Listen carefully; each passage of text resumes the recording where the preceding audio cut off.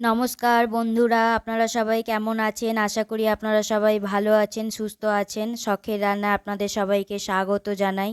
আজকে একটা ডিনারের রেসিপি নিয়ে আপনাদের কাছে চলে এসেছি রুটির সাথে খাবার জন্য। তো আপনারা দেখতে থাকুন আমি কি বানাচ্ছি। তো আমি এখানে 3টে ডিম নিয়েছি, একটু পেঁয়াজ দিয়ে দেবো। এই ডিমটাকে আগে আমি ভেজে নেব।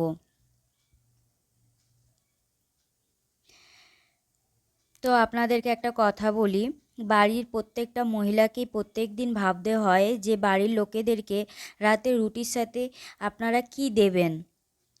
তো আপনারা এই রেসিপিটা বানিয়ে দিতে পারেন। তো আশা করি সবাইয়েরই ভালো লাগবে এই রেসিপিটা। তো দেখুন আমি কিভাবে বানাচ্ছি এই রেসিপিটা, আপনারা দেখতে থাকুন।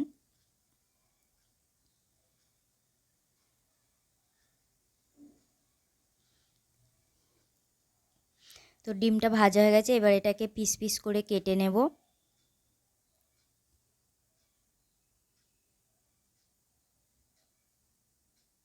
এবার কড়ার মধ্যে একটু তেল দিয়ে দিলাম, দিয়ে আগে পটলগুলো আমি ভেজে নেব।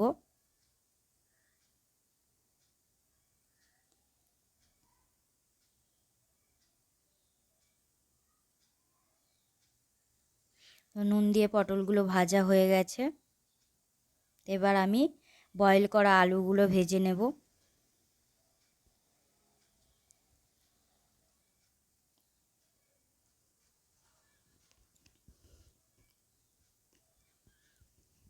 তো চলুন, আলুও ভাজা গেছে, কড়াই একটু তেল দিয়ে দেব।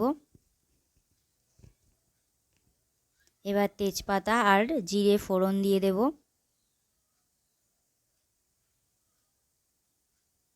ফোড়নটা ভাজা হয়েছে, এবার একটু পেঁয়াজ দিয়ে দেব। নুন দিয়ে দিলাম একটু পেঁয়াজের মধ্যে। এবার আদা বাটা রসুন বাটাটা দিয়ে দিলাম। এবার জিরে পাউডার দিয়ে দেব, ধনে পাউডার, হলুদ আর লঙ্কা গুঁড়ো, একটু টমেটো সস দিয়ে দিলাম। দিয়ে এবার মশলাটা ভালো করে কষিয়ে নেব। একটু চিনি দিয়ে দিলাম।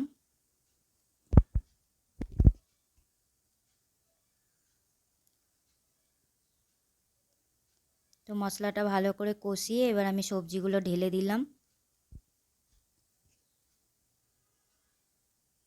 মশলাটার সাথে সবজিগুলো ভালো করে আমি কষিয়ে নেব।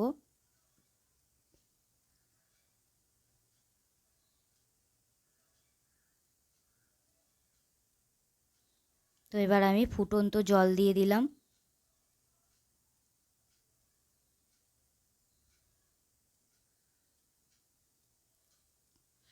একটু নুন কম হয়েছিল, নুন দিলাম।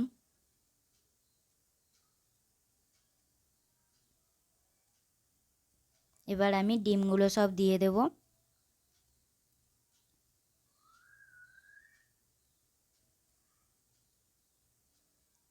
তরকারিটা হয়ে এসেছে, এবার আমি একটু গরম মশলা দেব। গরম মশলা দিয়ে এবার আমি তরকারিটা নামিয়ে নেব।